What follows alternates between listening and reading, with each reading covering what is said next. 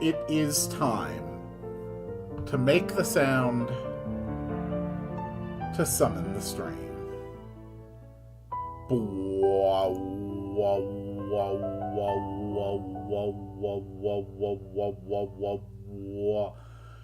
Right, I still have my monitor display cropped. That's why it looks weird. Hold on, I can make fixes. There we go. Okay, that looks better. Actually, I do try to crop out the bar there. There we go. Okay. That's working. Let's make sure we've got...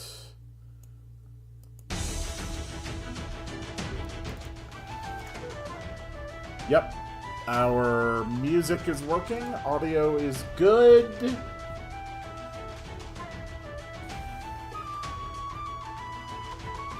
Okay. Quill stream moments of this profile picture. Greetings, dear viewers. I'm Quill Clickcard, and welcome back to... Oh god, my brain's in a bad space today. And welcome back to the Community RPG Maker Project. If you are new to this or happen to stumble across it, for more than the past year, I have been designing a game in RPG Maker, along with help from my community. People who chat, people who comment, just anybody who gets involved in any way. So, today's agenda. First off, I'm probably only going to go for like 2 hours max today. I'm feeling kind of under the weather today, and I don't want to push myself too far. Despite that, however, I think we actually have a pretty achievable list of objectives for today. Let's actually move that over a bit so chat's not over it.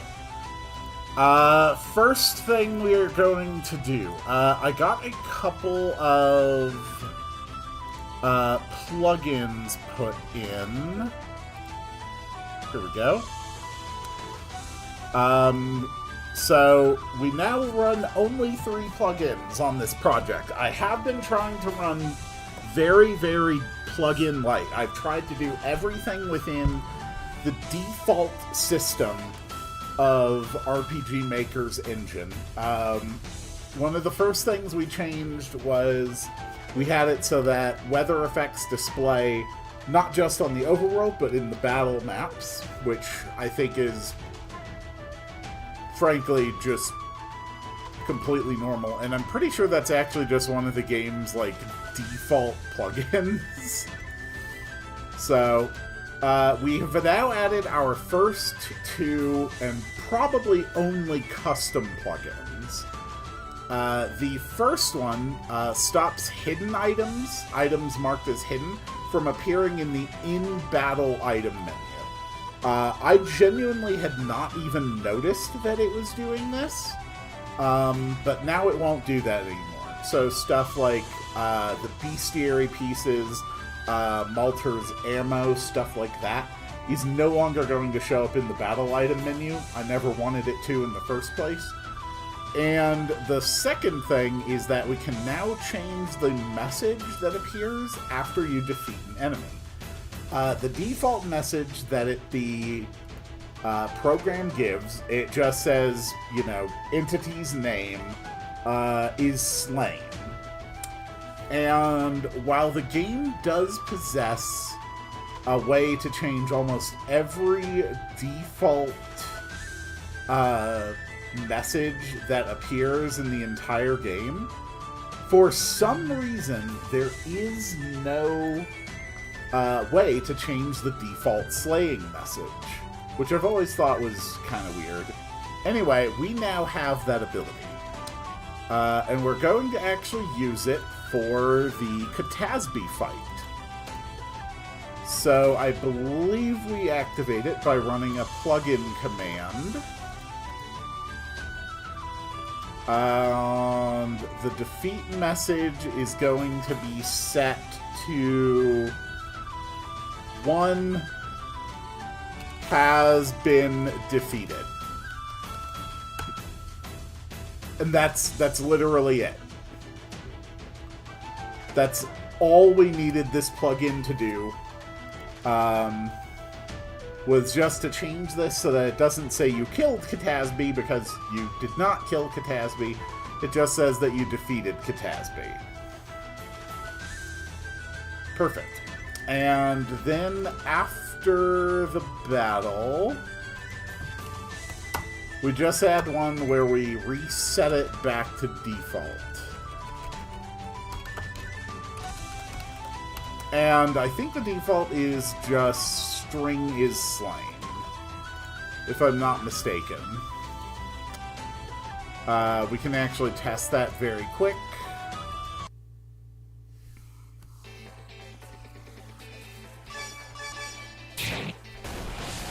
Yes, is slain is the default message. So, blankety blank is slain. Alright, perfect. So that's it. Next thing I wanted to do, I wanted to check if there were any other encounters where narratively we are not killing something. Legolas, I think Legolas, yeah, just aborts the battle. I wasn't able to think of any other battles where, like, you objectively do not kill the enemy. But I did want to make sure that I double checked.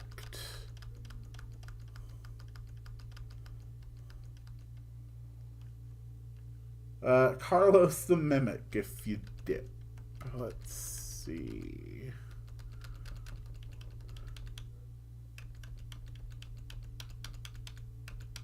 Okay. So that is already the first item off of the list. And come to think of it, it would probably be a good idea for me to test this. So let's make a quick little thing here, just so we can make sure that this actually works. Because I integrated it, but I had not tested it. And then we're going to add in a couple encounters so that we can make sure it works after changing the message and after changing the message back. Alright, quick test. And then that will be our first task of the day finished. First things first, want to make sure we turn off the auto win tablet. Okay.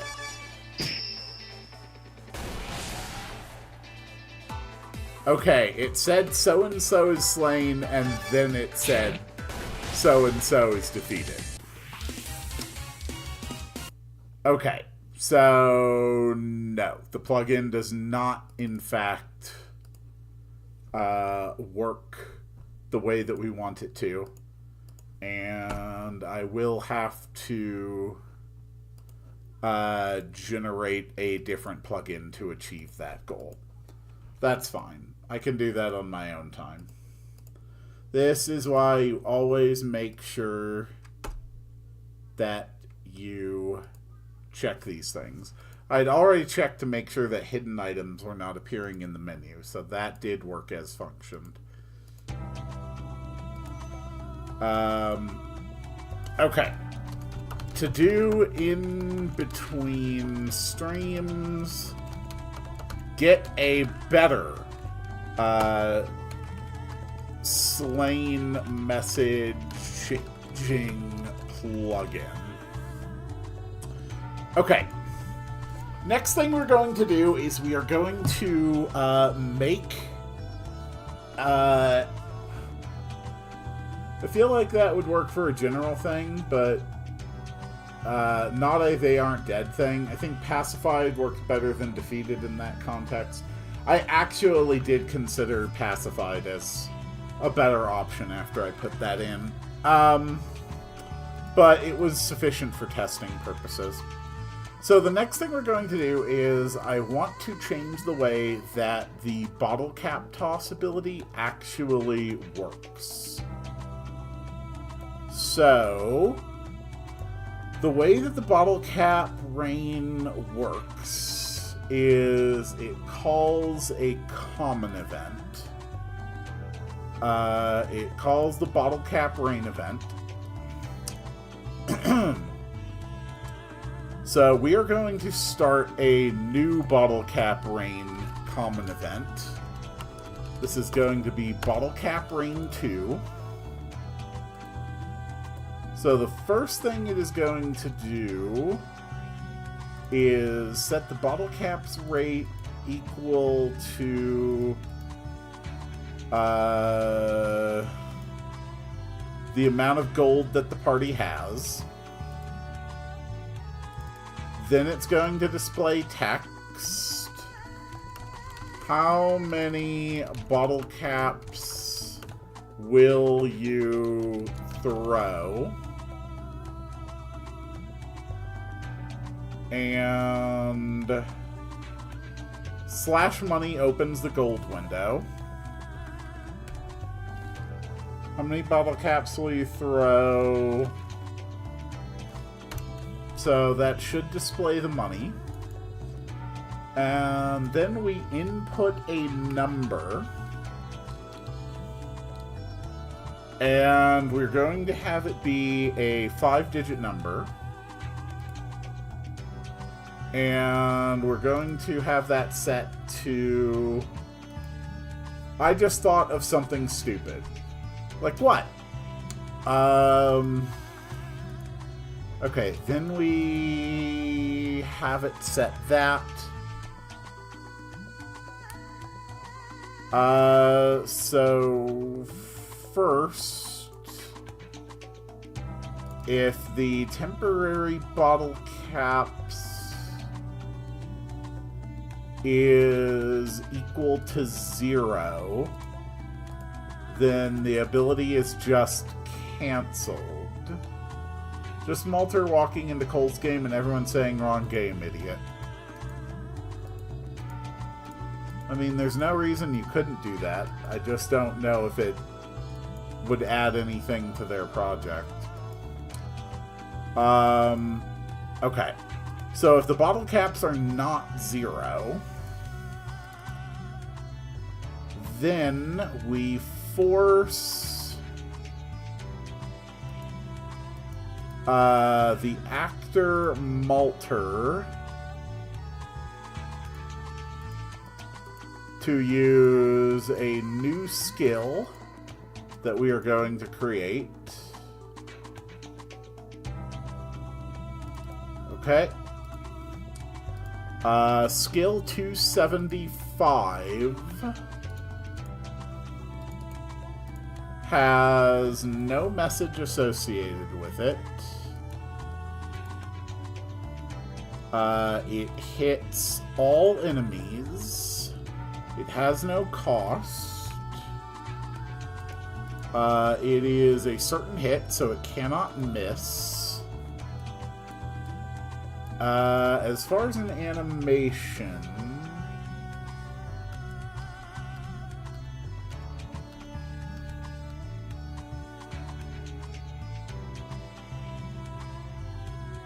That's not bad.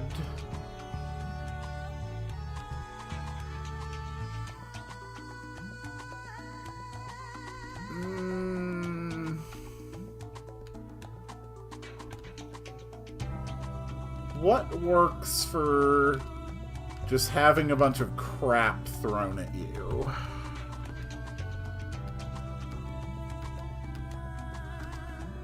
I don't think we're gonna find anything especially good.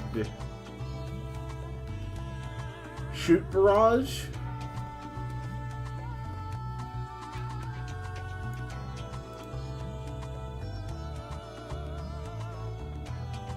It is...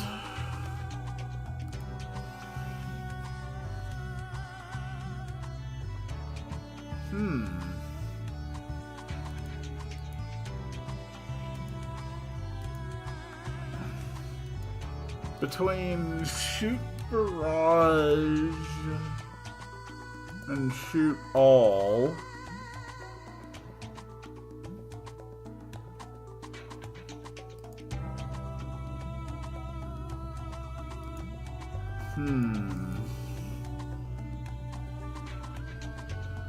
I think I like shoot barrage. I think you're right. I think that's perfect.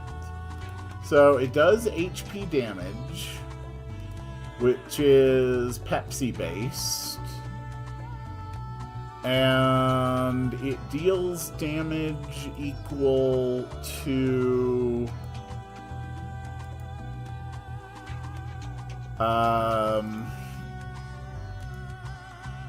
temp bottle caps.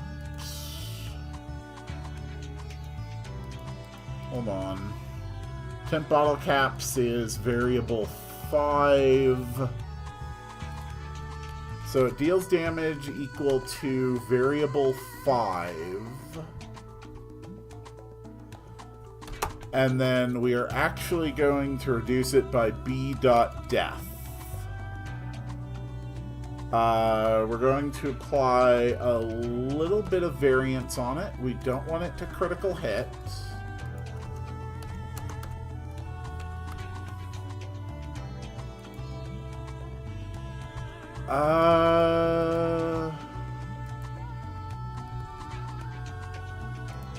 Yeah, b.def times 2.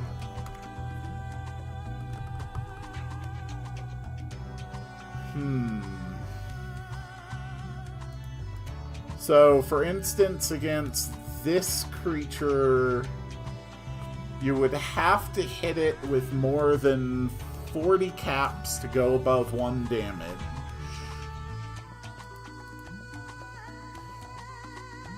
And against our latest stuff, you would have to go over like 260. So if you wanted to do like 1,000 damage to this thing with your bottle cap rain, you would need to spend somewhere around 2,230 bottle caps. So I think the reduction, I think this works well enough. It doesn't need a description. This is just bottle cap rain actual. We changed bottle cap rain to instead rely on event bottle cap rain 2. Okay. And then we can copy some messages.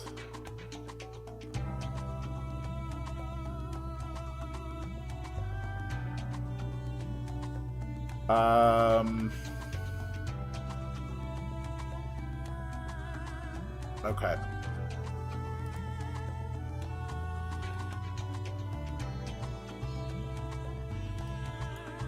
Hold on. Yes. Bottle cap rain actual, change gold to subtract temp bottle caps.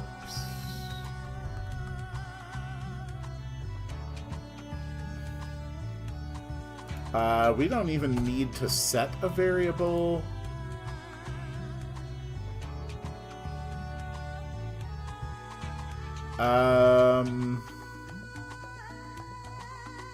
Okay. And then if Malter chooses to use none, instead of completely wasting his turn, it will just have Malter do a regular attack on a random target. That might actually be all we need to do.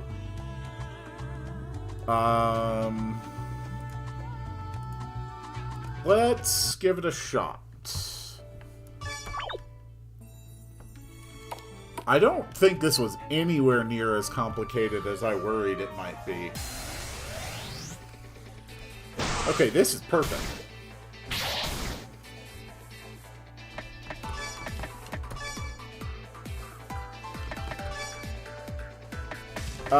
Malter. Let's try Bottle Cap Rain.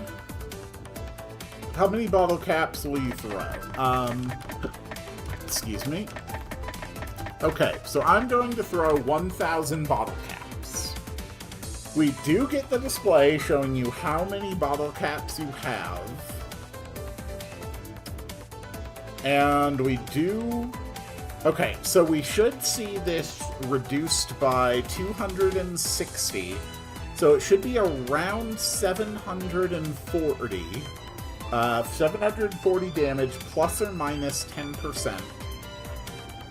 So we should see this hitting for somewhere between the high 600s and the low 800s.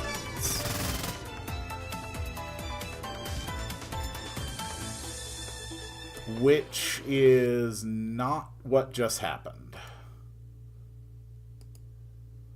So it did go through this correctly, and then it did go to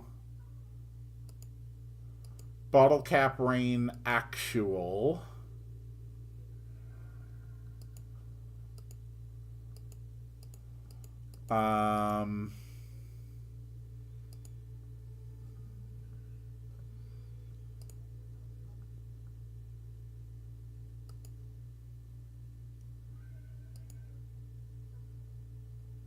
Temp bottle caps, 5 digits. So the temporary bottle caps value is being set to that variable, or at least it should be. Let's actually first test that it's actually writing to the correct variable. First thing, we're going to check the value of this variable before we get going.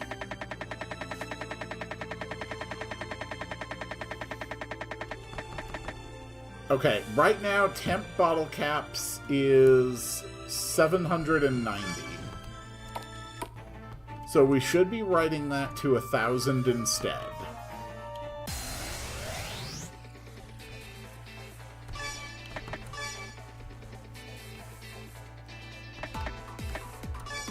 I just had Malter skip his turn, didn't I?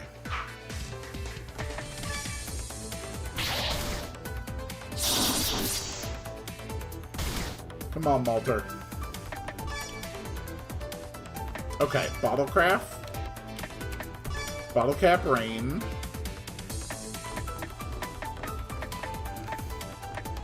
So, variable... That variable should now be set to 1,000. Temp bottle caps is now set to 1,000. Okay. So that has been achieved. We are writing to the correct variable.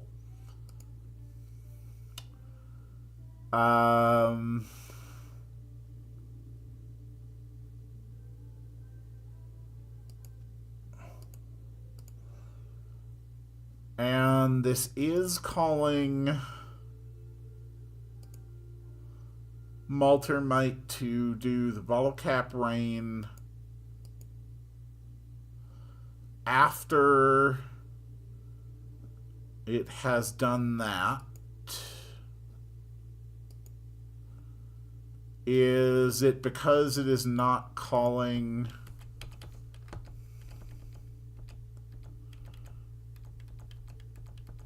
I don't think I ever bothered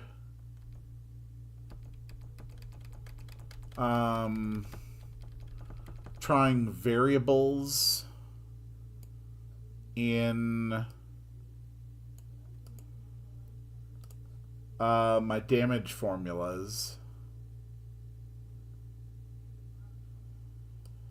Let's try it without the defense modifier at all, just to see if that does anything. We can actually test it more easily here, because I haven't yet added a condition that if you put in more than the money you have, it won't work.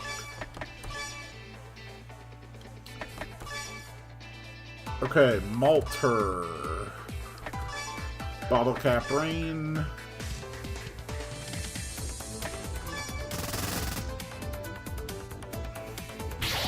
Okay, they are taking no damage.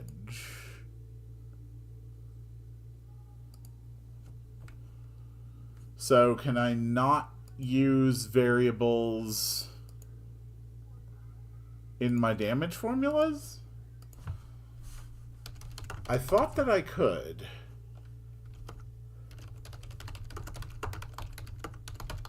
Let's take a look at the Googles.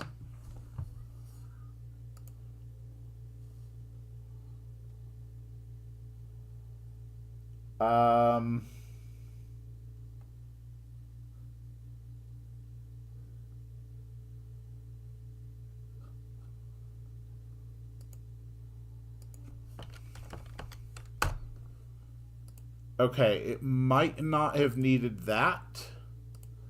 It might have been trying to divide by a number.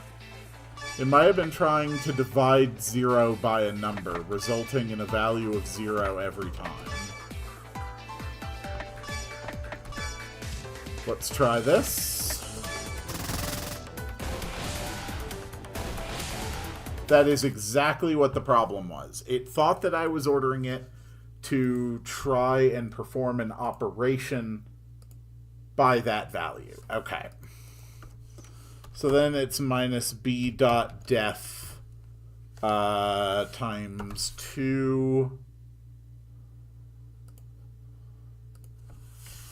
We actually really want it to run the b.def times 2 calculation before it does anything else.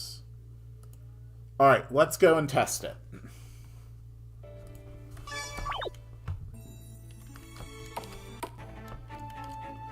Once the damage is working, we will clean it up a little bit. Okay, Malter. Let's go with the Bottle Cap Rain. And once again, we're going with 1,000. That is exactly what I wanted. That is perfect! Okay, so Bottle Cap Rain is now an extremely powerful ability.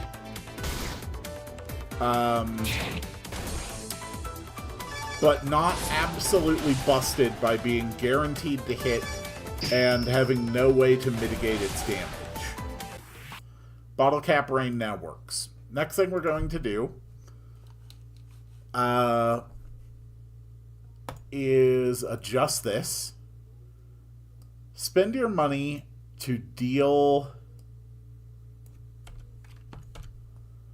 Pepsi damage to each enemy. Perfect. And now what we can actually do is we can apply a Pepsi element resistance to bosses.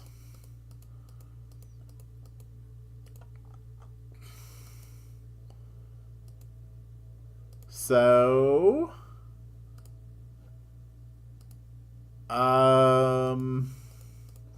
against the various false hydras, we are going to provide a Pepsi rate of 25%. I think 1/4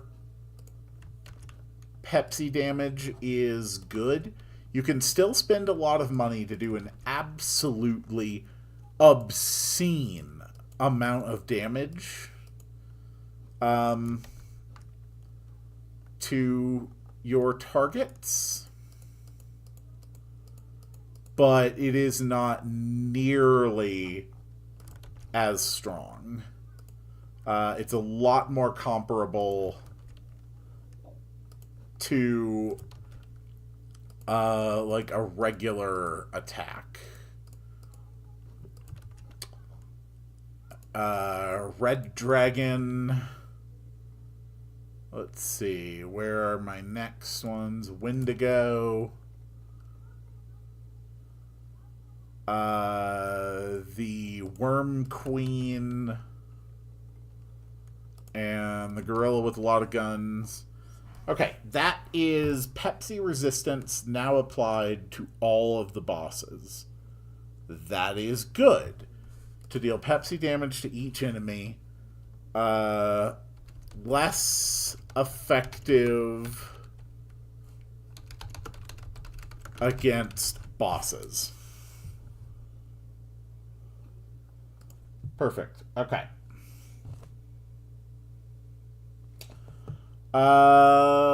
That looks good. Okay. So we are going to be back here for a little bit. Let's turn the music back on. Next thing I need to do is I need to add a secondary check to make sure that you have not put more digits in than you actually have. So we add a second conditional branch.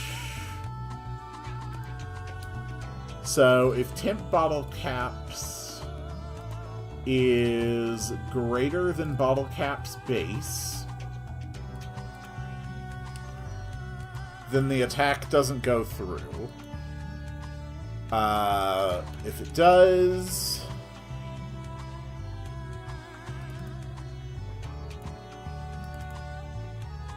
but if you do put it in, we'll have Malter give a little bit of text. He'll say,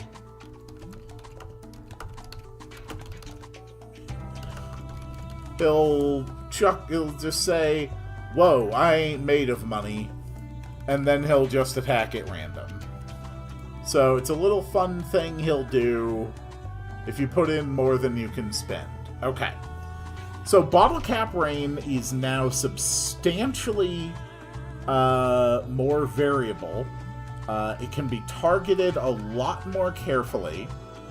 If you study your bestiary, or if you otherwise become aware of the actual values of HP the enemies have, you can use it very efficiently. But you can absolutely burn through your money with this. There's actually now some variation in its output. The monsters actually have some defense against it, and the bosses now have more defense against it. Bottle Cap Rain, one of the first super complex abilities we ever designed for this project, has now been made better. Okay. The next thing we're doing, we've actually had it suggested to add fishing. So, let's work on actually getting a fishing event going. I was thinking about the easiest way to do this, because I do really prefer when I can make things that can just be copy-pasted to later areas. And I realized I can create fishing spots that are self-randomly generating, self-resetting, and self-erasing under the event that they don't work. This should be interesting.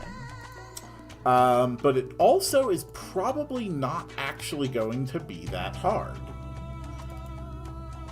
The first thing we are going to need is the appearance of something in the water.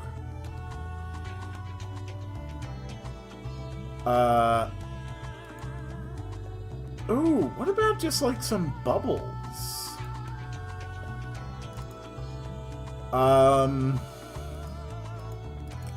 Yeah, bubbles with stepping animation. That should work. The only problem is I'm pretty sure they'll show up on land. Can there be a chance to get an axolotl when you fish? Yeah, we could make that work. Okay, so that's what I was afraid of. Doing it this way. Is that it shows up. Yeah, okay. So we're going to have to use some kind of different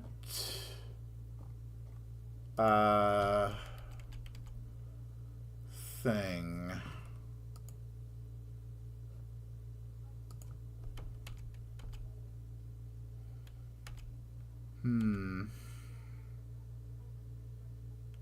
We may just need to use a sparkle. I may not have anything that is going to work. It may not have anything that's going to work better than a sparkle.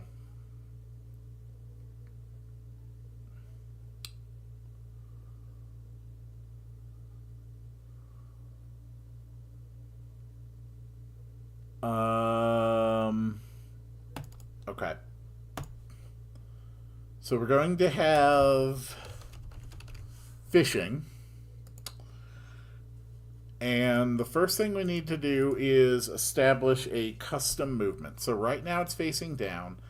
It needs to move. No, not move. It needs to turn left, turn right, turn up.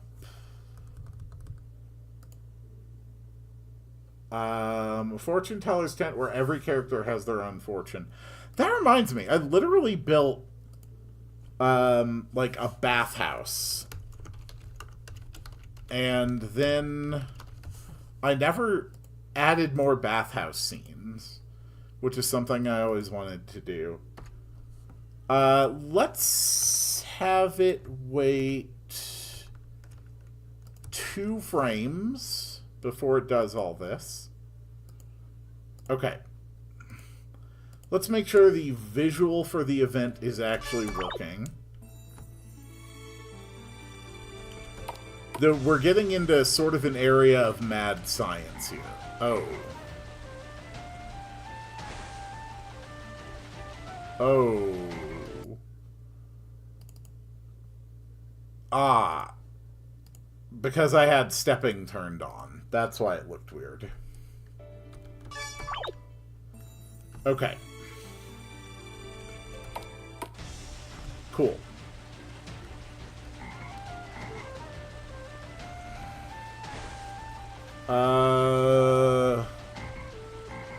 That is too long of a wait.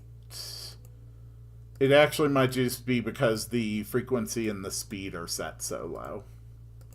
Fix it.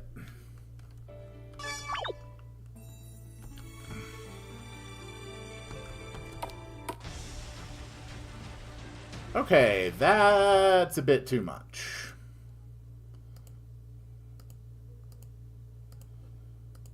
Here we go. Come on.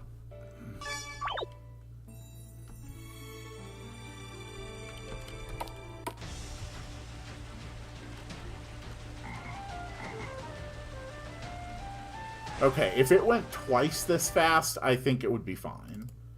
So I think we keep it like this, and we just reduce each of the wait durations by 1 frame. Perfect. Okay.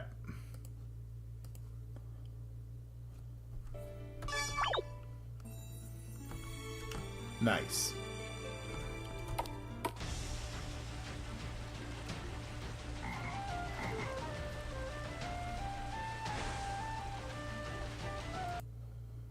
No, that's still a bit too much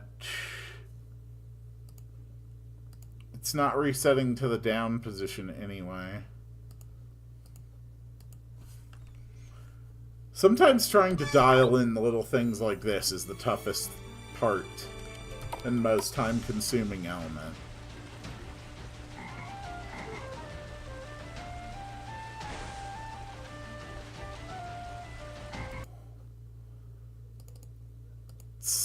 Still not looking great.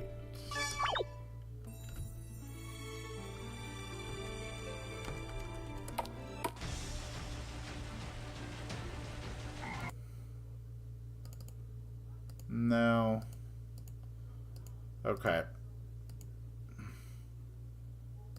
So I think we need to, instead of trying to speed up the slower speed, I think we need to slow down the higher speed.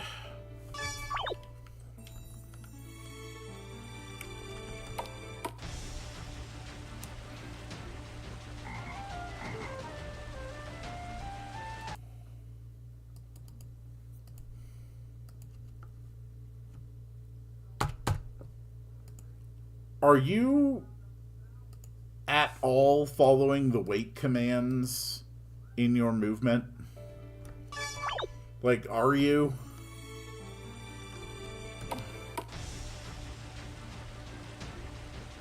Okay, yes you are. I'm just setting these way too short.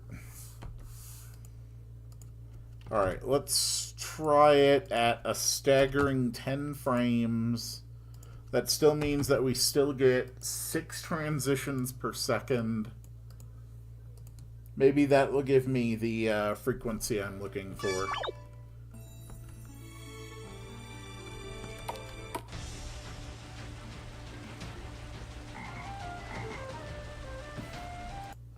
That's actually pretty good. Let's just make it very slightly faster with the 8 frame condition. Okay, perfect. So, when you interact with these, they are going to play,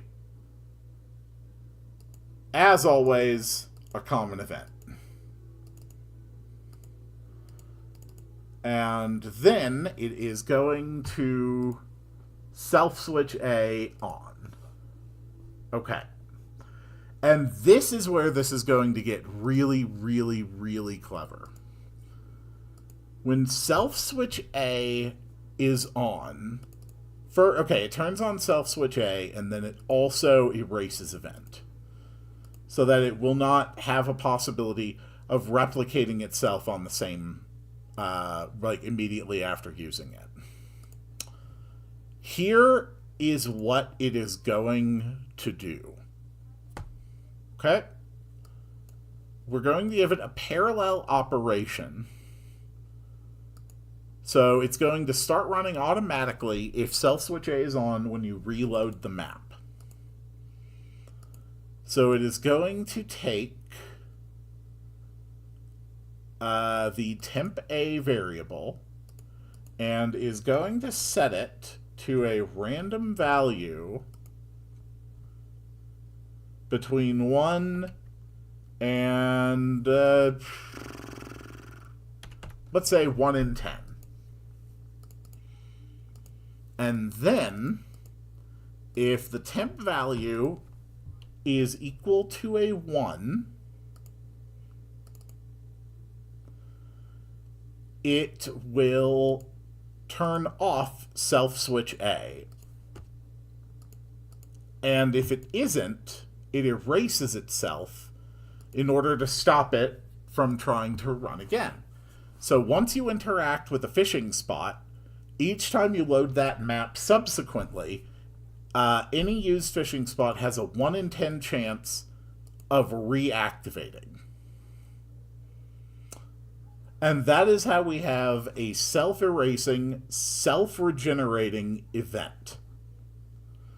These can be copy-pasted anywhere, And because they're all working off of their internal switches, they will be consistent. That is beautiful. Now we need to test. So we will throw in the text fish test.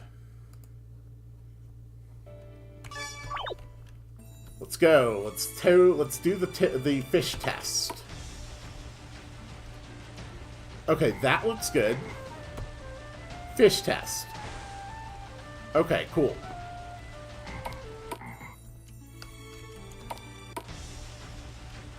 So if I keep doing this, eventually we should see that event reset itself.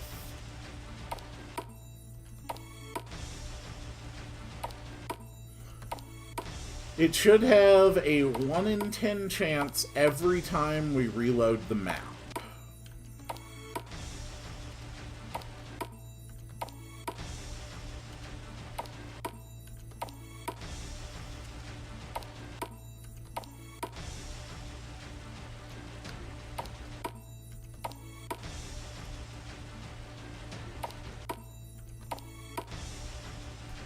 Yes!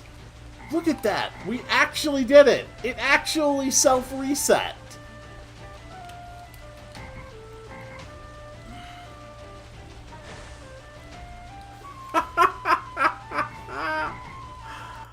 And I can now copy-paste this one event, this harmless little event, anywhere in the world that I want it. Each one will be able to operate independently, I think. Now what I need to do is test if you have multiple instances on the same map, do they reset independently, or will they all reset since they're trying to run simultaneously? I don't actually know the answer to that. Fish test, fish test.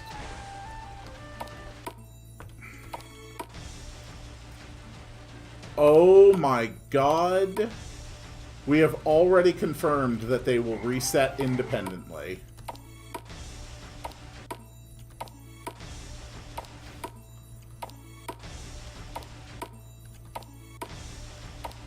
I want to see another independent reset.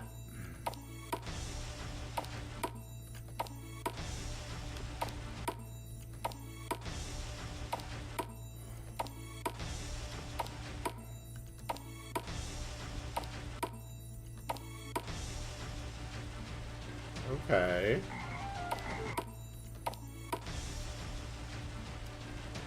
I want to see the other one reset.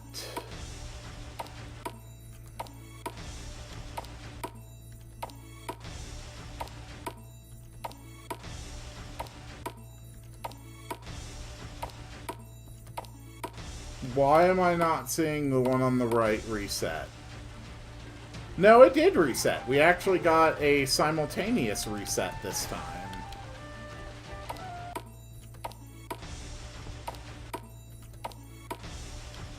I want to see the right one come up on its own. That's the left one again. I still have not seen the one on the right come up on its own. Okay. So, I think 1 in 10 is a little low. So, I think we go for a 1 in 8.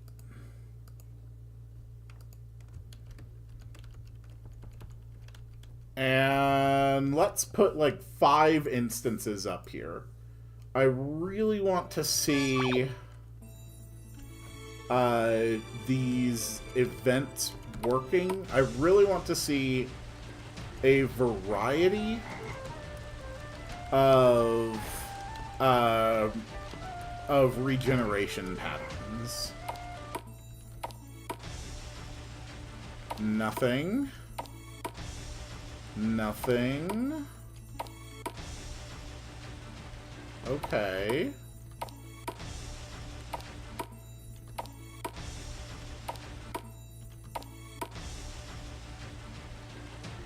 2 more popped up. I think there is some weirdness that's going on since it's trying to check multiple events simultaneously. I think it's working, though.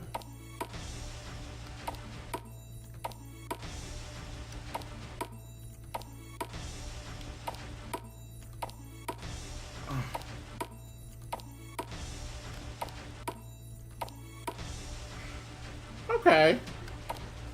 I want to see all 5 of them regenerate.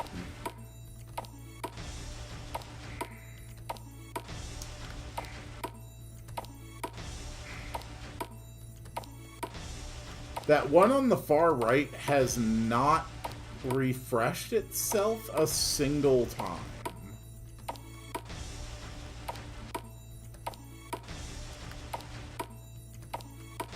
And it should be having a 1 in 8 chance to refresh every time I reload this map.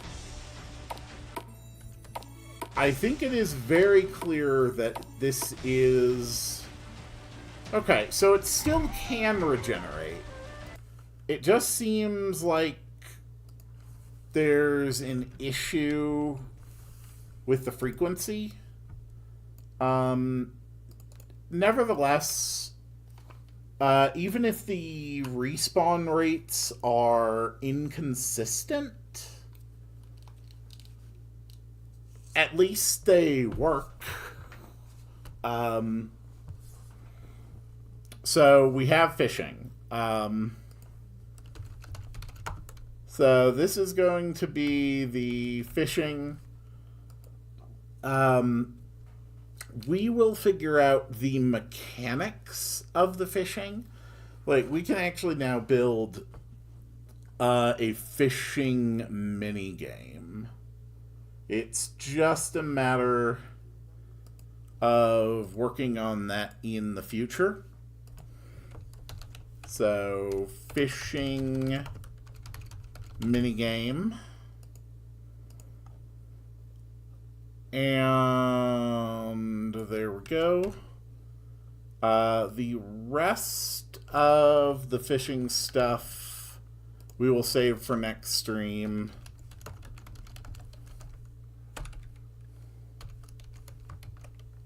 Just like that.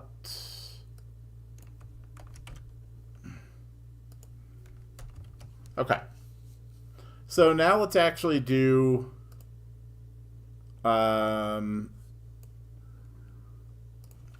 let's actually do some map work for the next hour or so.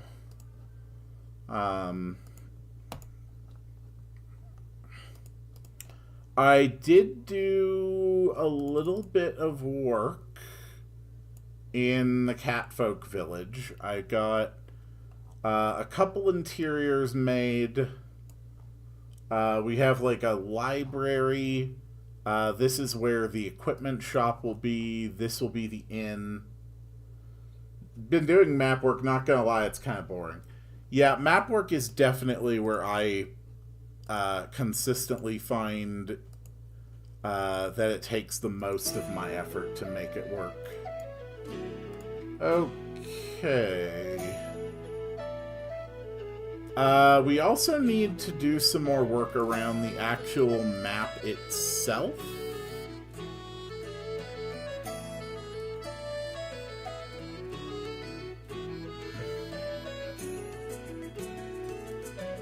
So let's start with the exteriors.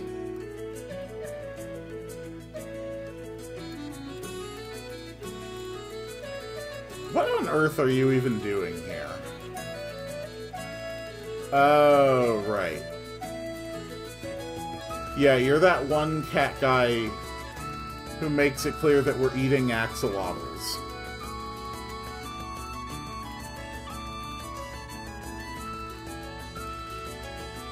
Okay.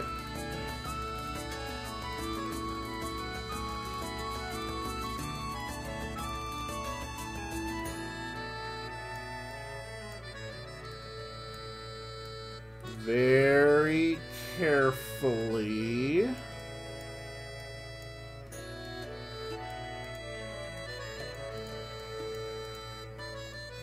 And at this moment, the Catfolk village does not feel all that great. And really, I think that's very much because we have not done our work on the exterior yet. So that's why I have prioritized this.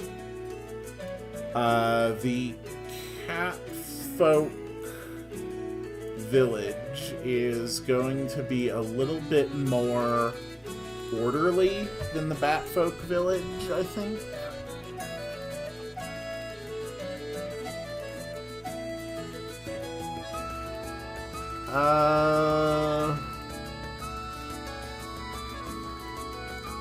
Okay.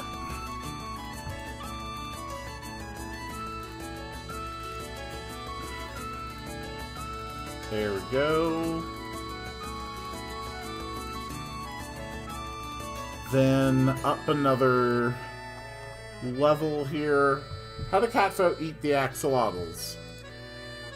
Using their mouths and their faces. Like normal people. Oh, whoops. Those are all wrong piece.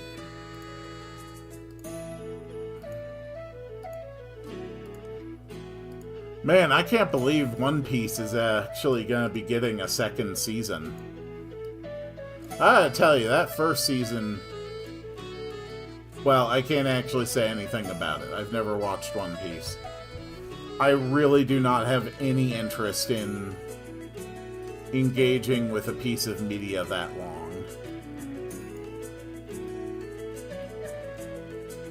Okay.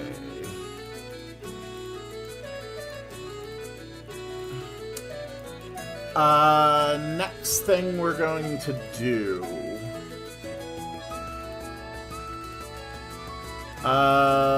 let's throw in some bigger trees.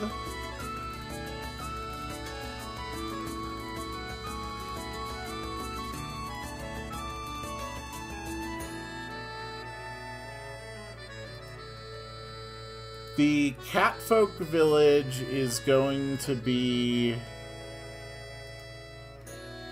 a bit more like well-ordered and manicured than the Batfolk village was.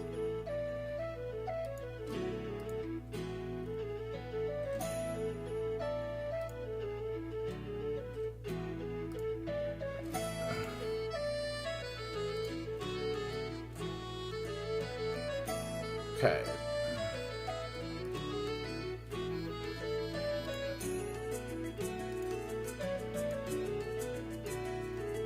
There we go. A whole bunch of trees.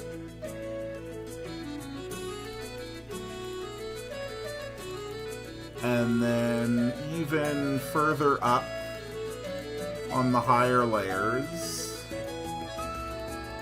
we're going to lay a few extra trees.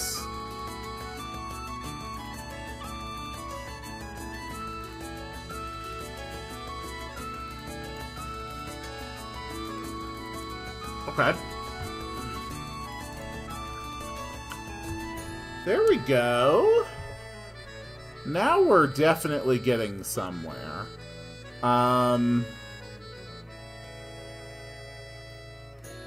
Okay. Okay.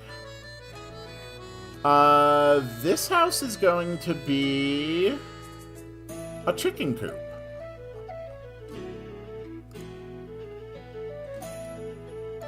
So we're going to give it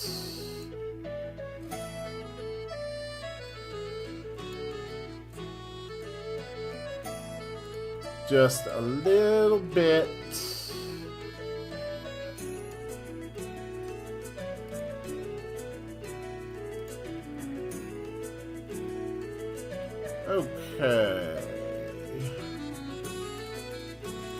I think this looks pretty good.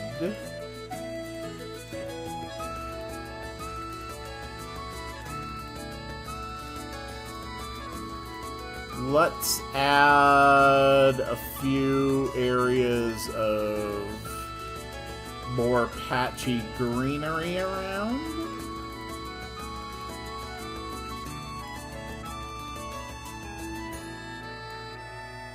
Okay.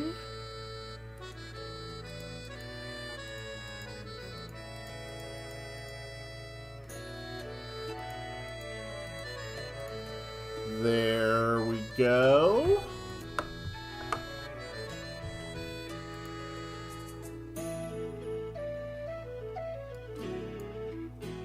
All right.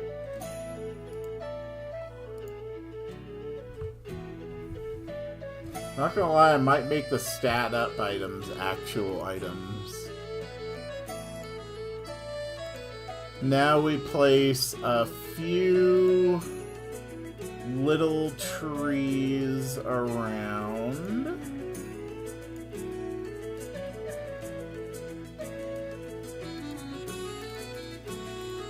Just like that.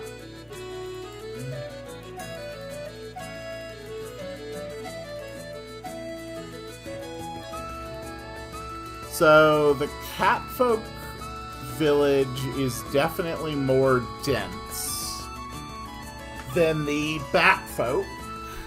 Imagine Catfolk using a spell to summon magic scissors to cut the bushes into fish shapes. Or, you know, they could just manicure them themselves. Not everything needs to be magic.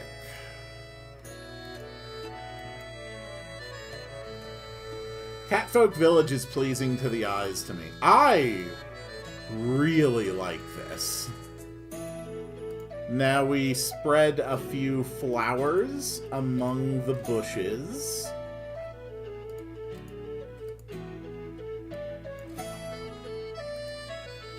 And another different kind of flower. A little less common than the first.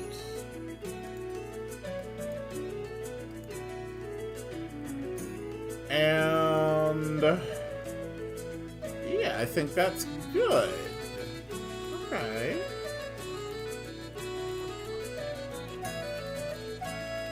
And then just a couple of rocks in a few out of the way positions.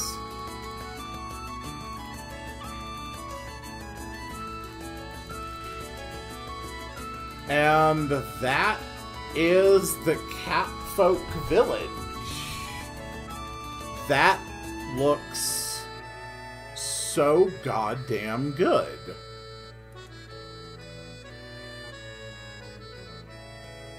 That is absolutely lovely.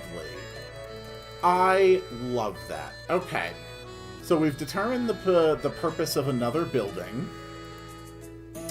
So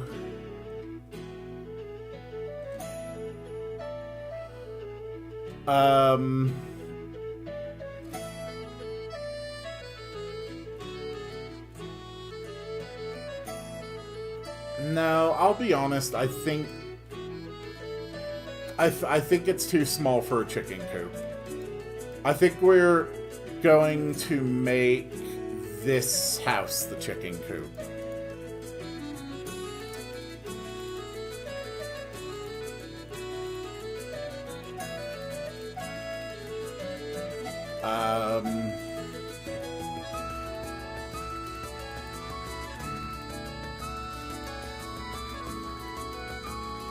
So we're just gonna have it look like that.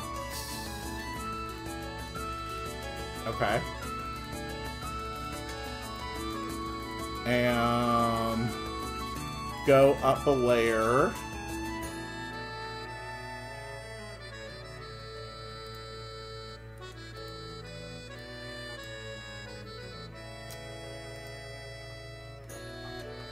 remove this from here. So we'll put, like, their keeper here.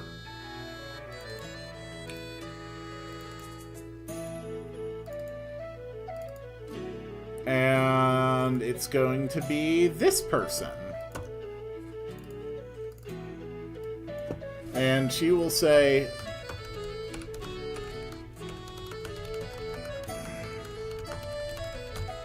"Please do not disturb my little babies."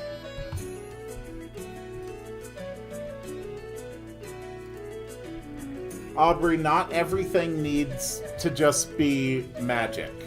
We don't need, like, invisible chickens and summoning scissors. Like, these are all details that are extremely difficult to represent in anything other than expositional dialogue. And it's not always the best to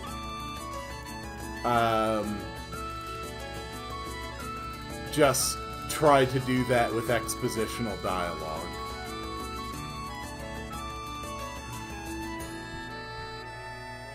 I don't know really how we would go about it. Okay. But we're gonna have 3 little chickens here in the coop. They just sort of walk around and do their own thing. Can we have... yeah, like a trough of water. That's good.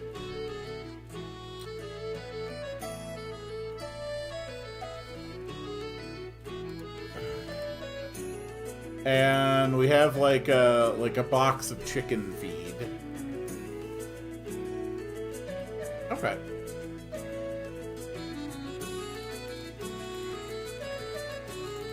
So this house needs to go back to being brickwork.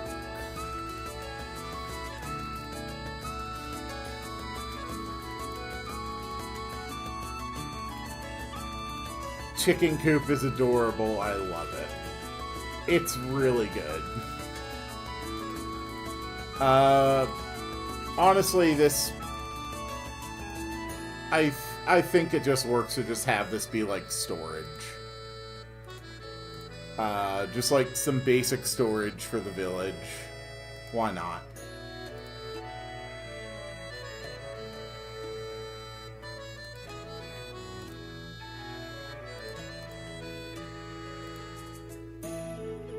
Okay. Yeah, I think that's sufficient. So that really only leaves one more house. And it'll just be like a regular house.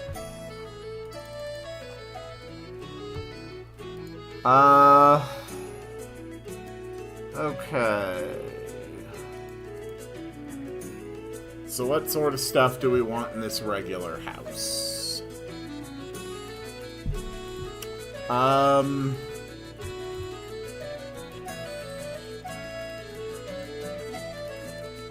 Various goods on the shelf.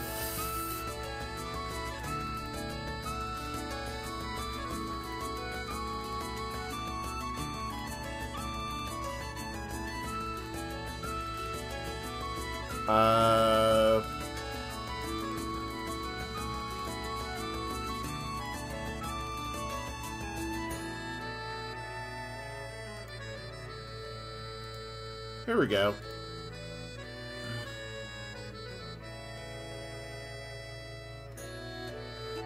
We can act like those are catfolk beds where they can just kind of curl up.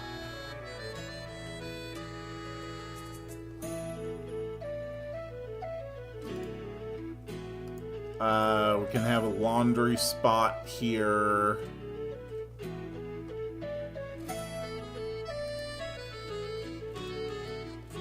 Honestly, that's all you really need.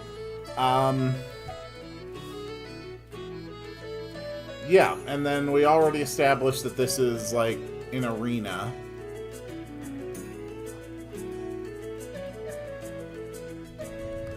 So, that's fine. Ugh. Okay. I do think the walk into the village is a bit long. So we're going to expand it a bit.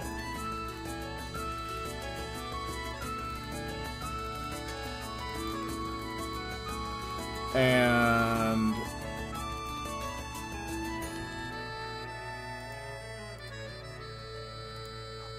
design the village exits. Perfect. Back to the overworld.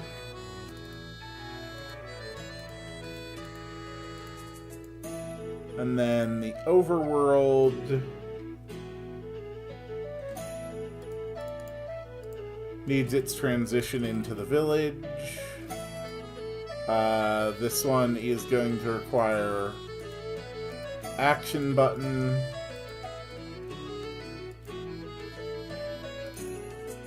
Goes here, facing left.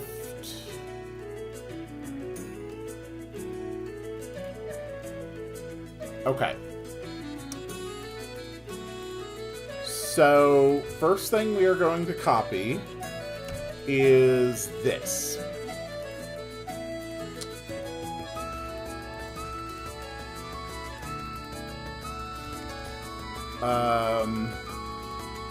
Okay. And then we also need movement blockers.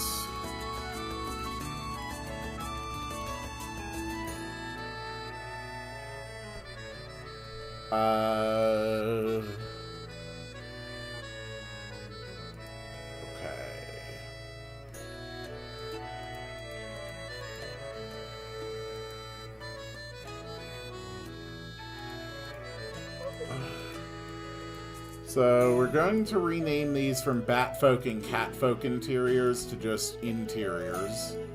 There's no reason that they can't work on the same switch. So this is going to be interior 1.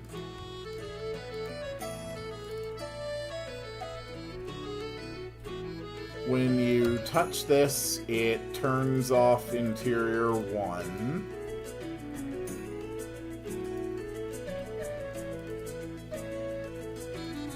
Okay. When you walk into here,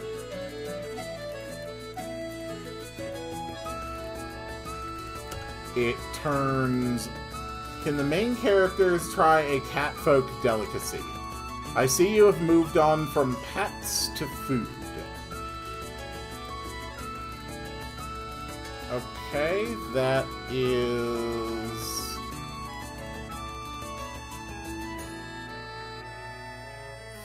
fine.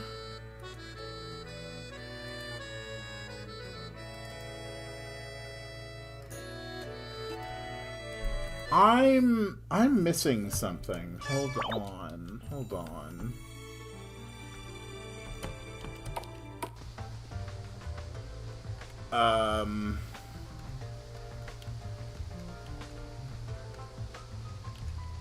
That's why they worked. Okay, because their transparency was low. How the hell did I do that?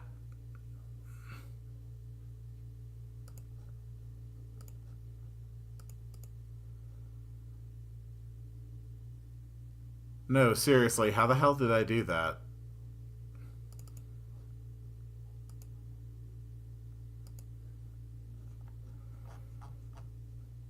How...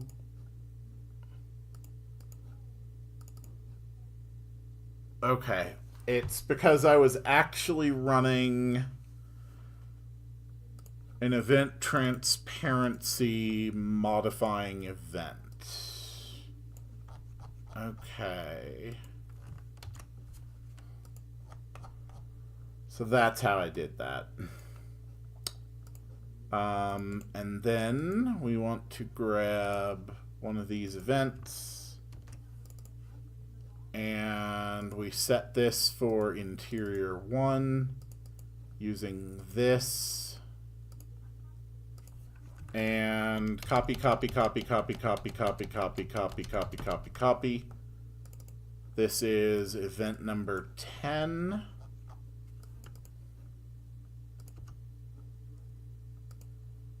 So we will set this to event 10.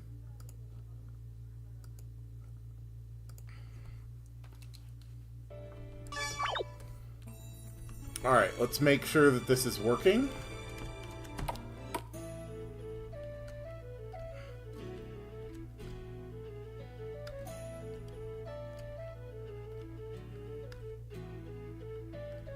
Look at that. Okay.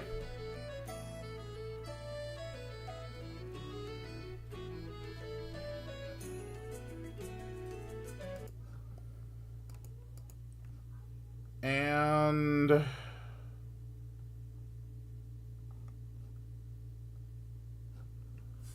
that does basically work the same way here. For the sake of a clean visual transition, better to have that there. And have that there.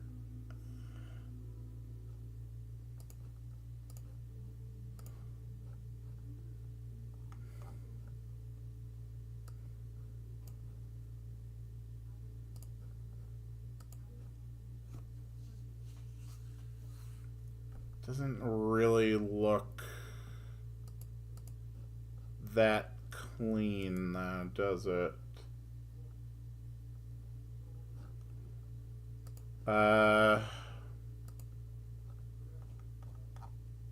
No. I don't think that looks good.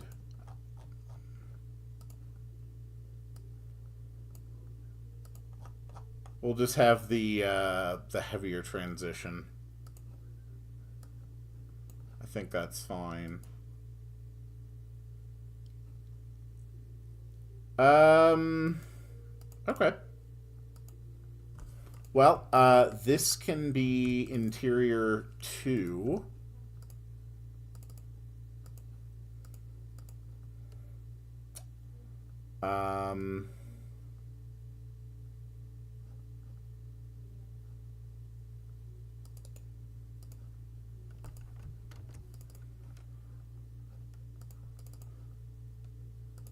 This is interior 2. This is event 25. Okay. We do not have rain in this village. We do not have a different tenting in this village. So, one of the things that caused some issue last time was that I didn't know where all of the NPCs were being placed. So we're actually going to start by making it clear where our NPCs are going to go before I put down the roofs. So that's NPC 3. This is going to be NPC 4.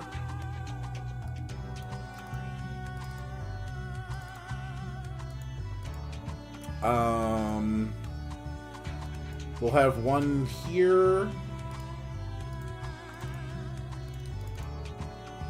This is going to be like the very important shaman character.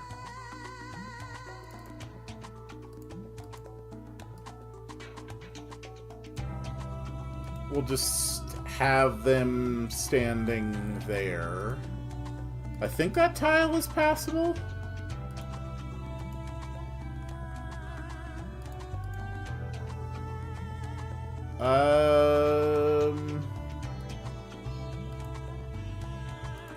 Outside village.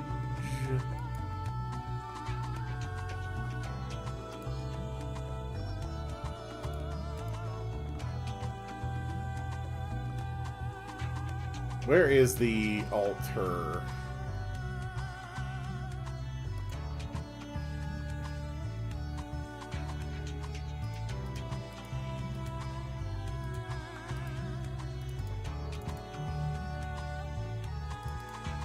Think that works. Isn't the shaman the bat folks leader? Whatever, they've got some kind of mystic person leading. It works fine.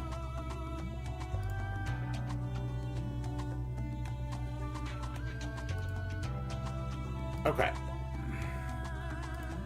So that is 5 NPCs placed. We're going to have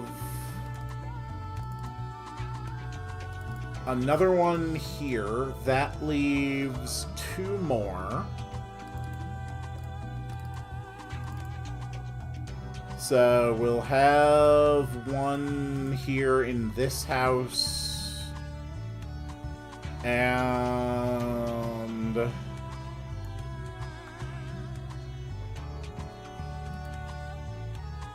we can have one more outside.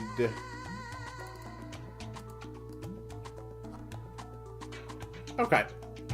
So that is all 8 of our cat person designs accounted for. Anyway, now that we've got that taken care of,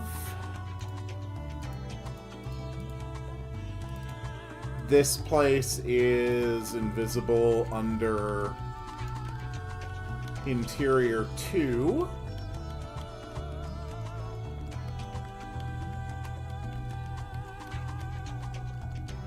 Perfect.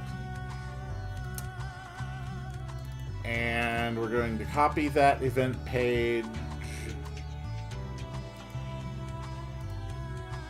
paste, Interior 2, delete,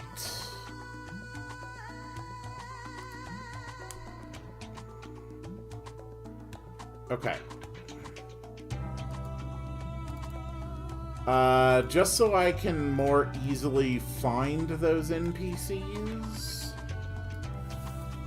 we're going to mark NPC locations with a yellow top, like this. So this one is Interior 3.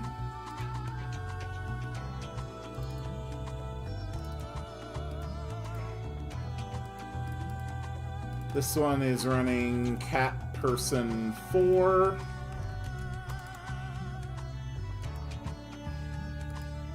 This is Interior 3. This is Cat Person 4. Perfect.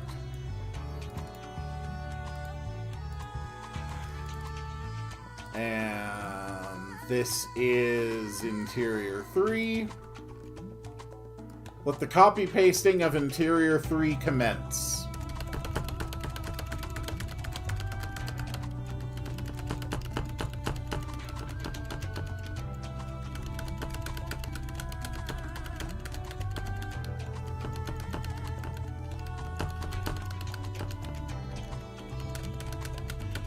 Can one of the cat folk tell you?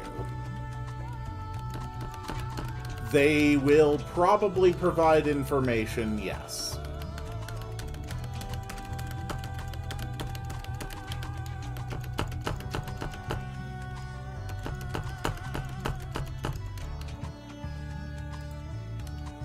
We are now up to 191 events on this map.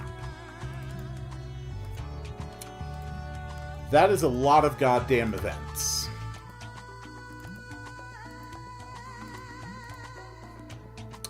That is event 192. This is event 193. This is event 194. This is event 195.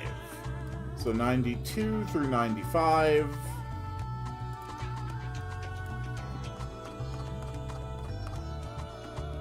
Event 192.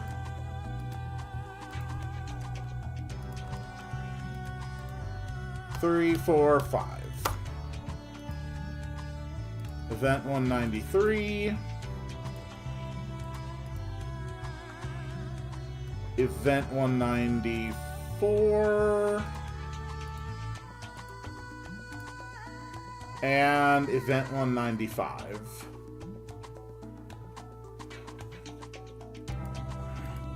Okay. Let's make sure that what we have so far is working and that we're not already running into map lag issues.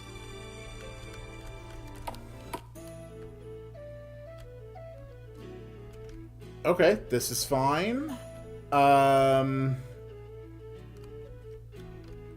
All of the entrances are clearly marked.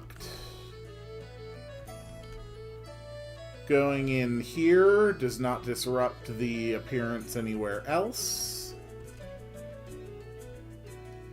Can one of the catfolk tell you to get out of their house? Sure. We will spend one of our 8 valuable NPC assets telling you to get out of their house. Okay. That works. I can't walk through there.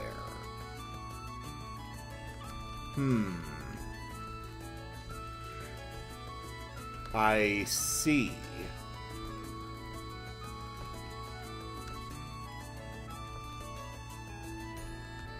Well, definitely have some work to do.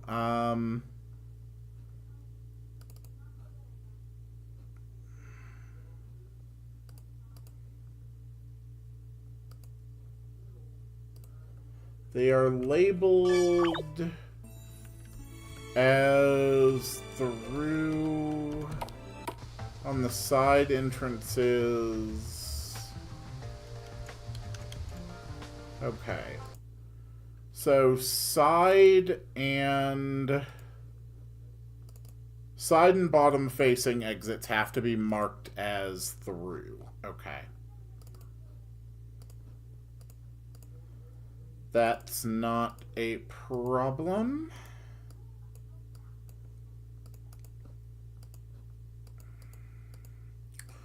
I'm not opposed to the NPC telling you to get out of their house. I just feel like they should also have some kind of a comment apart from that.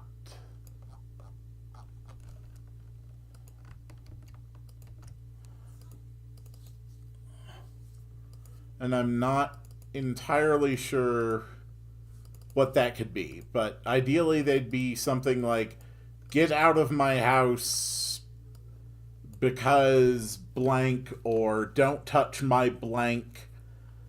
They would reference something that, in addition to telling you to get out of your house, is also supplying information.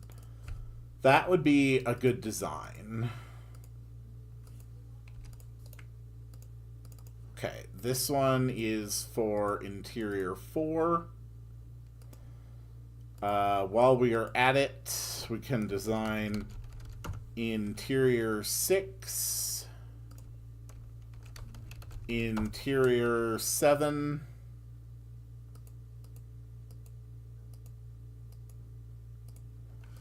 maybe we should actually start with Interior 5.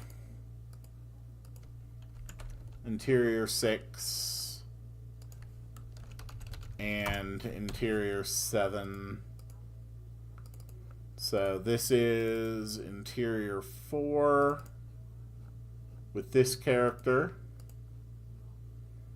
Cool. You are running NPC design number 3. So on Interior 5, you are facing down as NPC 3. Okay.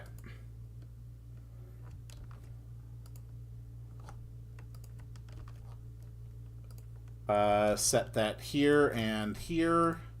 These are events 198 and 199. This one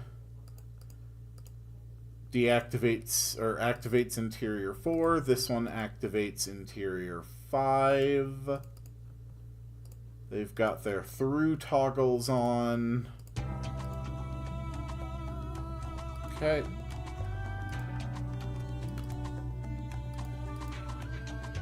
And interior 4. Copy 198 and 199. 198, 199, 198, 199, 198, 199, 198, 199, 198, 199, 198, 199, 198, 199. Okay.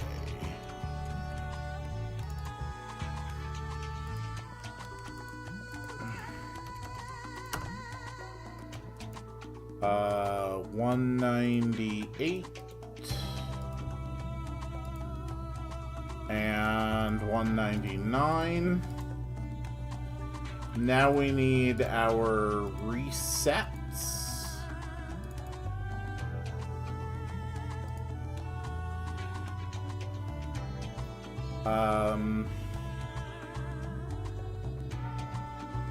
Okay. So this is interior 3 off. And we have interior 3 off switches over here, and over here. This is an interior 4 deactivation.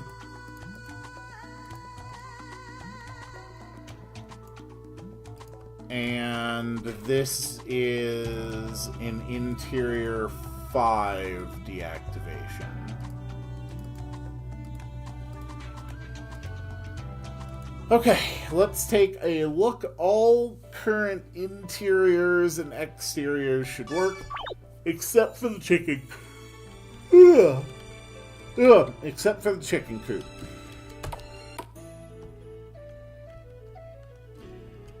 Alright, interior 1. Interior 1 works. Make sure nothing else. Okay, perfect. Good. Interior 2.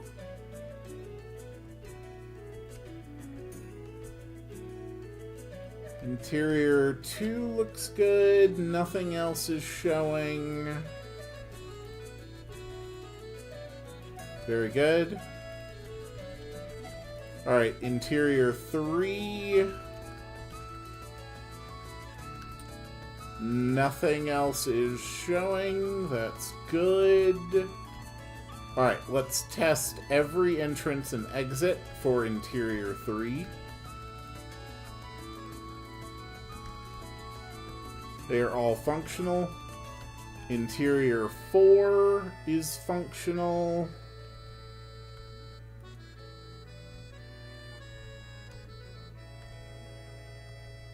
Okay, interior 4 works. And interior 5.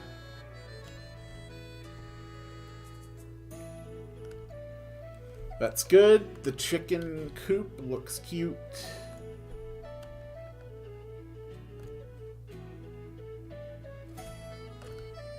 Okay. All of those are functioning. We need to erase a few shadows on the sides of these buildings that we don't want. They look out of place. Okay, that's good.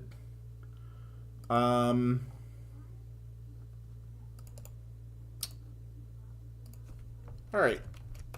Chicken coop lady. Perfect.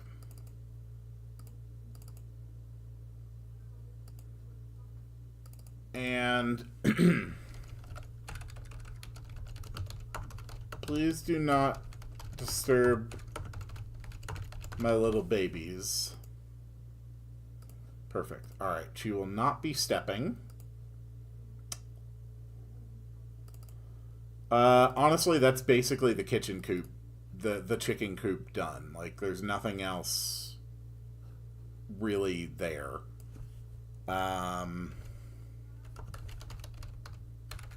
We're going to call this NPC chicken coop. We're going to call this NPC Manat Pond.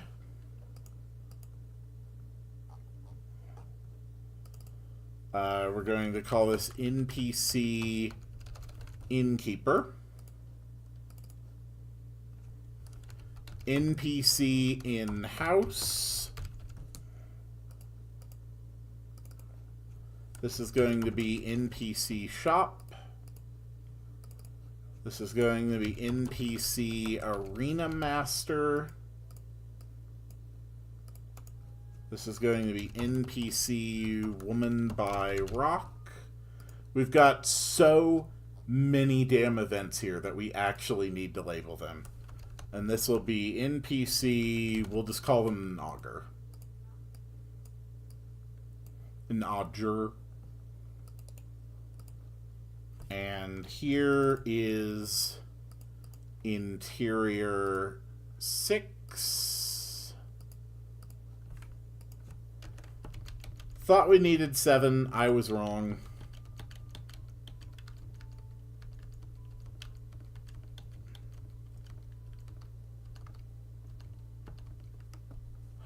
Oh! Oh.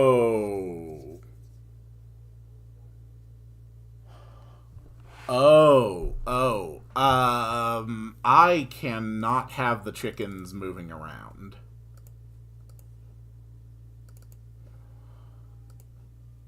Okay, I can't have the chickens move around. Because they are the tiles that make up the roof. Okay. I had not even thought about that. That is fine.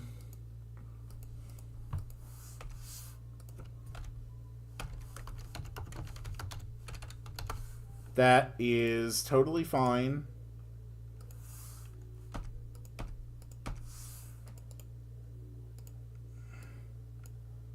There we go.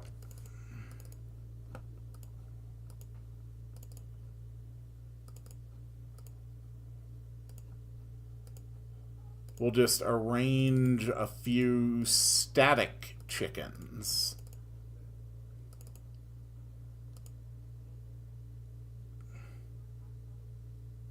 Okay. Alright, static chicken placement has been achieved. Copy this event. Have it turn on Interior 6.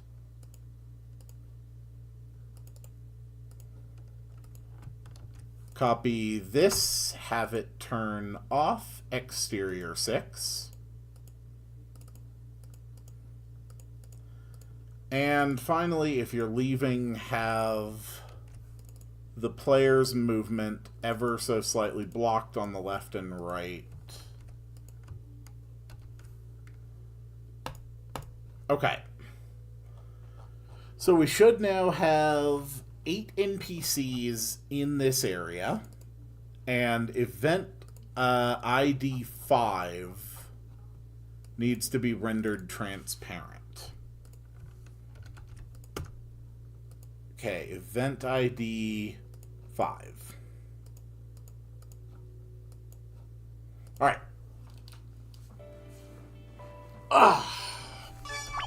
Let's give it a test. We're going to do a census.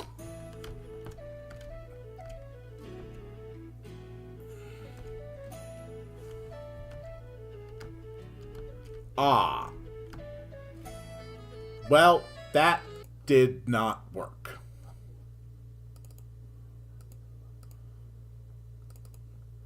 And that is why we check things.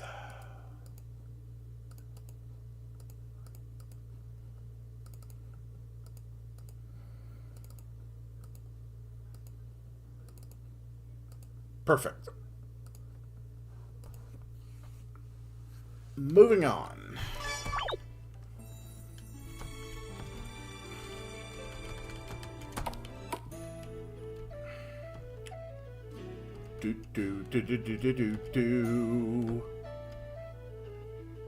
There we go. Look at the chickens. Please do not disturb my little babies. Perfect. Okay. Make sure that none of the other interiors are any different while that is turned on. They are not. That is good. Okay. So the reset works.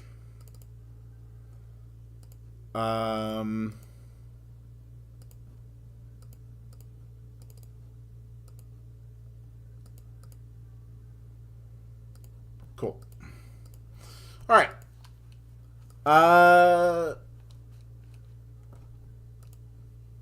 Now that I've adjusted that so that not all of the chickens are moving in sync, let's actually do our census. There should be 8 NPCs total. That's 1. That's 2. That's 3. That's 4. That's 5. That is 6. That is 7. And that is 8. Okay, all 8 NPCs are accounted for. So now we need the innkeeper. So we're going to copy their events.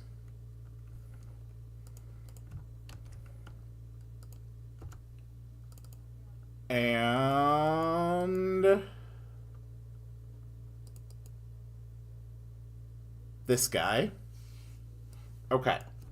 This guy is going to say,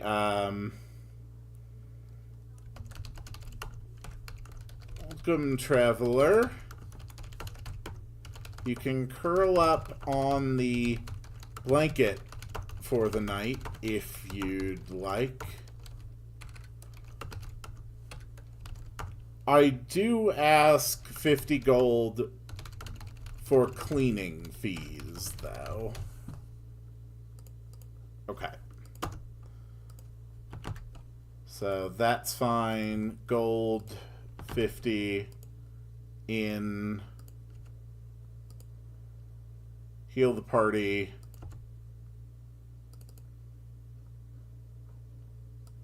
That is actually a bug I need to fix. Pill, give me a building idea for the Atrium Capita Center. I do not know enough about your setting to really, give a good idea. But try going for a more of a Greek or Roman style building, where you have a very large open area in the center, and then you essentially have a series of annexes built around it. So more of like an open forum.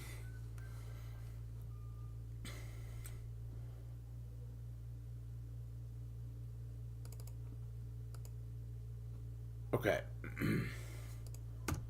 And this person should not look like that when they say, oh, I'm sorry you don't have money. They should look like Batfolk 2. Perfect. Okay. That works. Alright. So now we have our inn. This guy is the shopkeeper So, shop processing.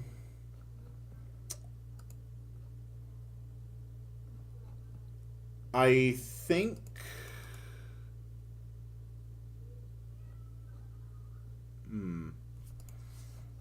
Okay, I think the Batfolk Village sold... I mean, God only knows where I put the actual seller. Yeah, okay, you sell the jungle stuff. The jungle shield, the jungle armor, the jungle helmet. So here they sell...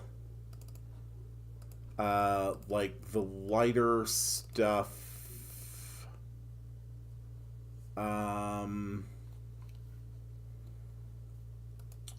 So what the hell are they selling here?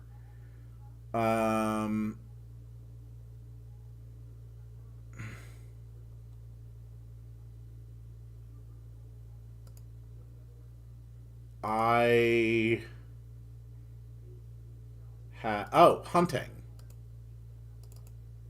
Right, they sell the hunting gear. They sell the hunting suit, the hunting mask.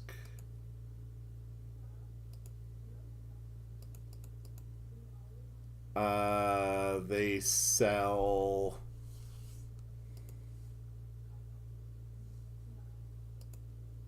I have no idea.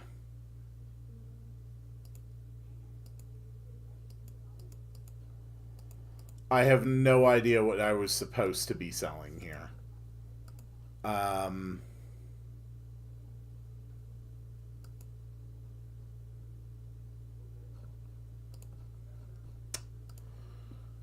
Damn.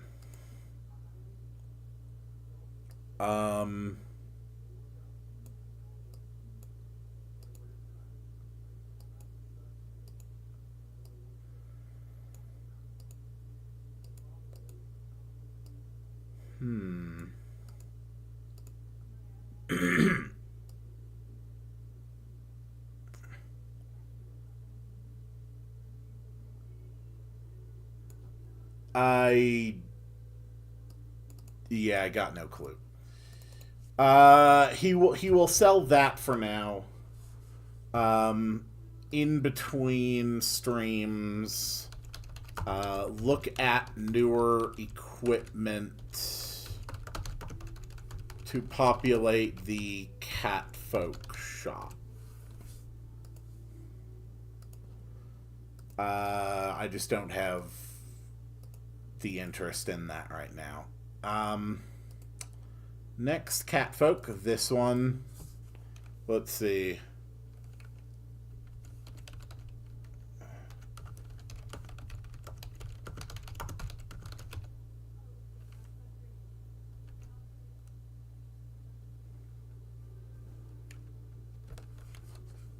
No, she'll be like, what? See something you like? Hands off the goods.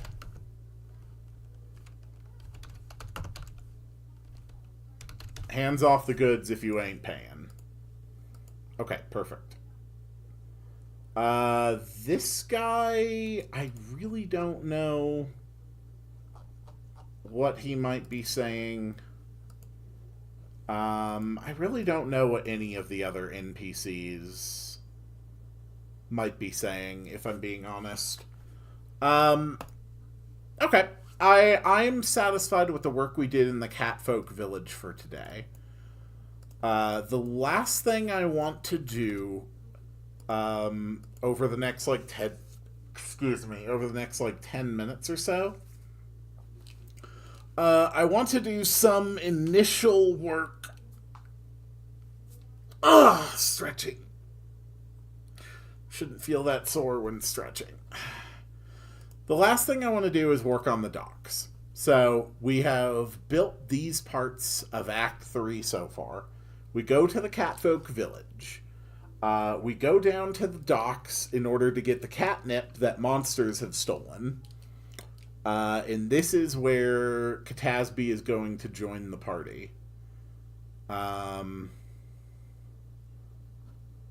Yeah.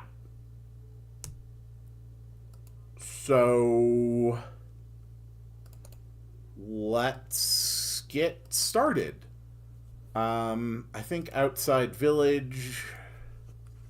We're going to call this the Northern Island Dock. I have no idea what kind of music we're going to be playing, but we're definitely going to have, like, the sounds of the ocean.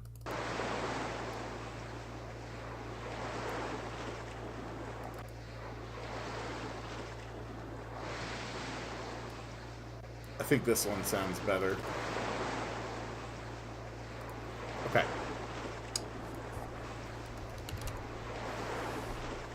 And let's just start with the 40 by 40 map first.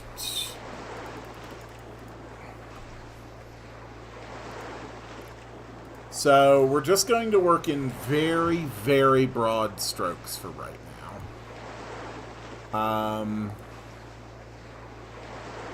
First up, let's just make a bunch of water.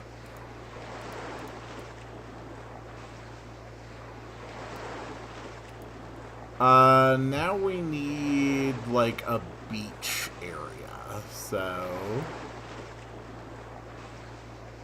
let's have, like, a beach area. Okay. I really don't think we need it anywhere near this wide. I don't think we need it that tall. Let's make it like 25 by 35. Okay. Whoops. Woo! Okay.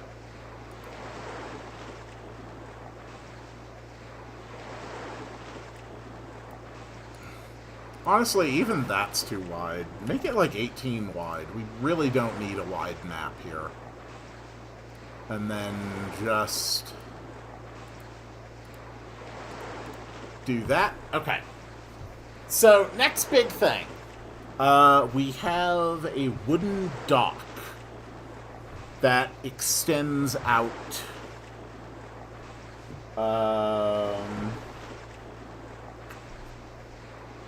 Let's see.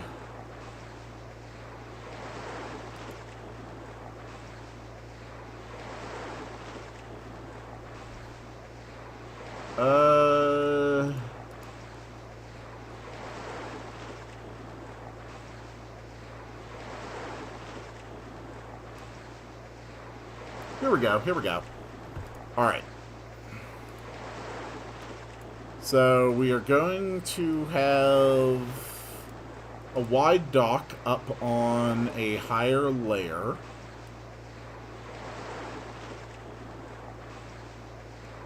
And it's going to stretch out over the water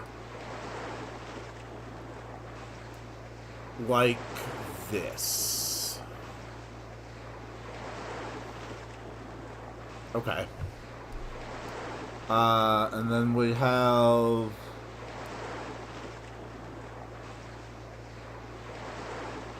a couple smaller areas leading off of it.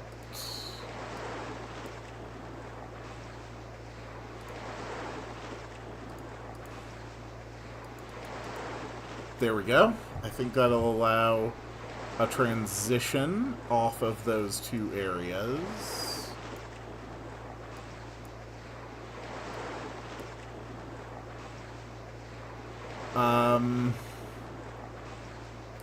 And then we really need, like, some kind of, like, infrastructure.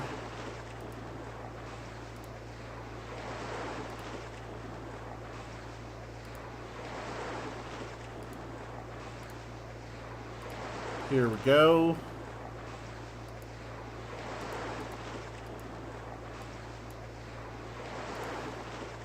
And and a few supports.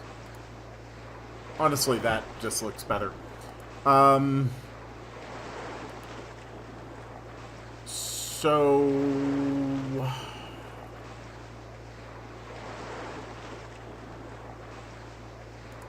how do we do this?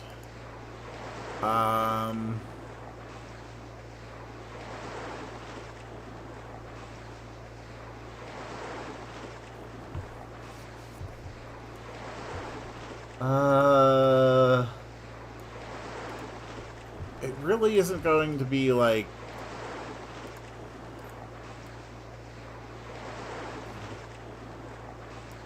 I mean, there's... It's a beach. Like, we're going to need some kind of infrastructure here. How about we just have the dock go up higher?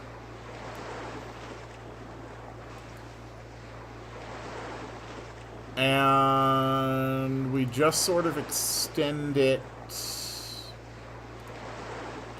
into a longer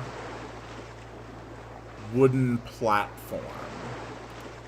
So we can present the idea that there's like a much larger complex of structures here.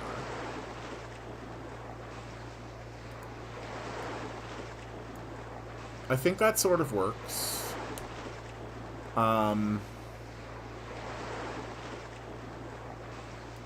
Okay.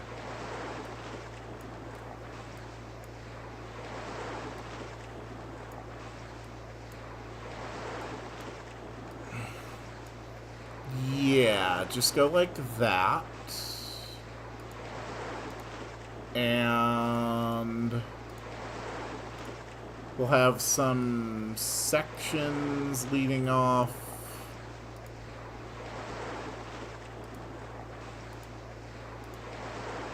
With some supports.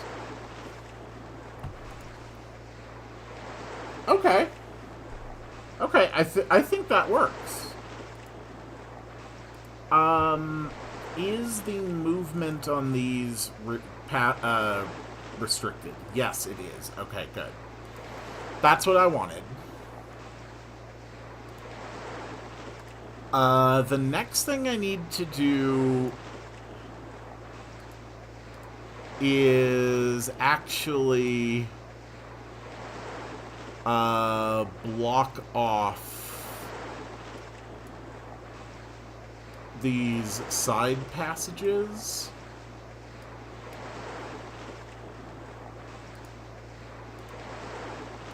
Just with like crates and goods and stuff.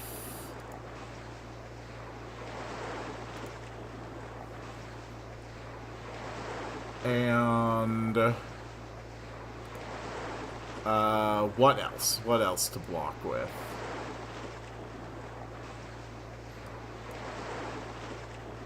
Yeah, okay. Go up. And like that.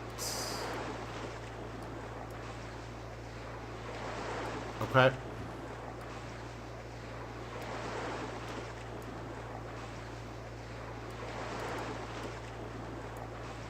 Put some of those there.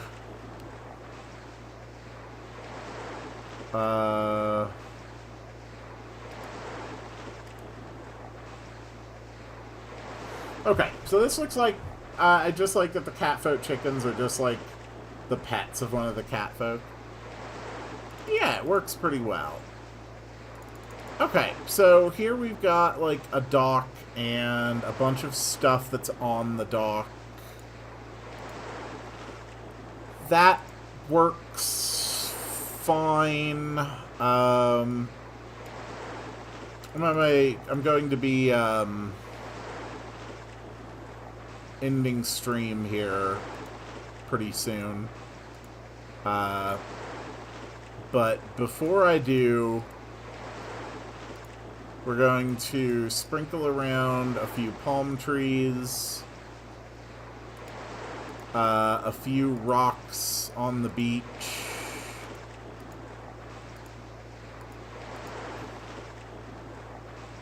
And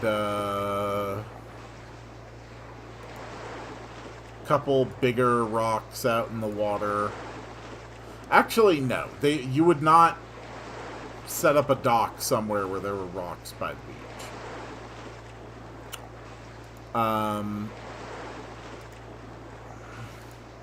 I do think we need some barrels, though. Barrels seem like an important trade good. We will do more work on this. This is not the finished form of the docks, but this is how it's going to start. And with that, I think I have now officially burned through all of my limited stamina from being sick. So this is where we are going to end it for today. So, thank you everybody for coming to the stream. Happy New Year to all. We actually got everything on the agenda for today finished. We fixed Bottle Cap Rain. We did event work. We did some other stuff that my brain's already too tired to remember. I have some specific stuff to do in between streams. We have our first major things for next stream, including fishing minigame, the fishing mechanics,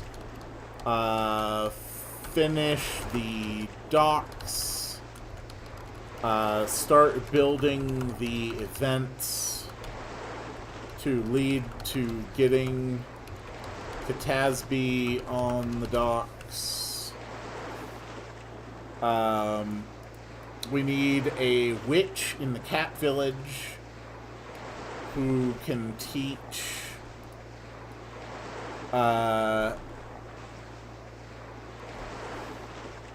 honestly,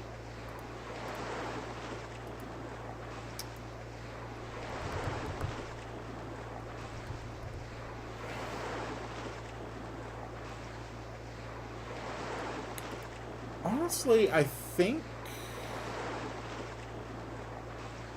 Chaos Bolt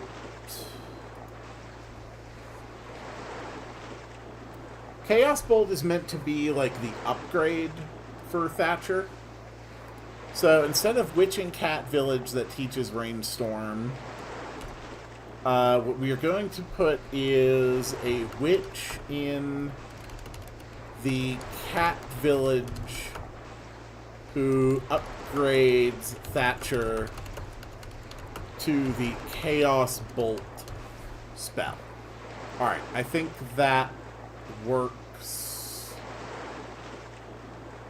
Okay. Yeah, that's it. Thank you, everybody, for coming. Next week, it's going to be Pokemon Alpha Sapphire on Saturday. We're going to be starting our Nuzlocke of that game. Join me here next week, somewhere around the same time, for more RPG Maker.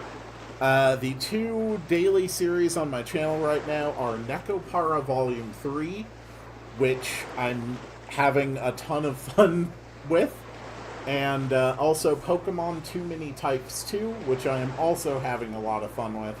So I hope that you enjoy those series. I'm going to shut my mouth, drink a lot of water, say nothing else for probably most of the rest of the day to rest my throat. And I'm just going to relax. So thank you all so much for being here. I will see you all in the next one. And it is time to make the sound to summon the end of the stream.